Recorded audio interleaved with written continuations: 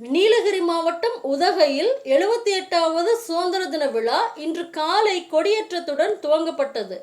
நாடு முழுவதும் இன்று 78வது சுதந்திர தின விழா கொண்டாடப்பட்டு வரும் நிலையில் நீலகிரி மாவட்டம் உதகையில் மாவட்ட ஆட்சியர் லட்சுமி பவ்யா தண்ணீர் தேசிய கொடியேற்றி சுதந்திர தின விழாவினை துவக்கி வைத்தார். காவல்துறையின் அணிவகுப்பை ஏற்றுக்கொண்டார்.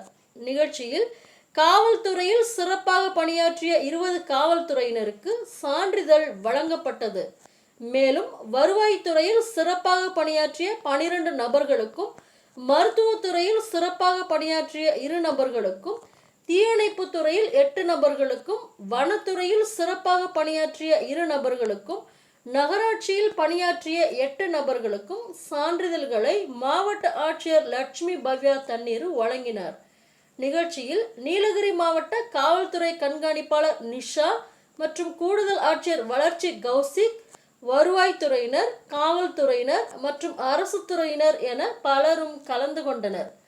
இறுதியில் பள்ளி மாணவ மாணவியர்களின் நடன நிகழ்ச்சிகள், நீலகிரி பழங்குடியினரின் பாரம்பரிய நடனங்கள் நடைபெற்றது.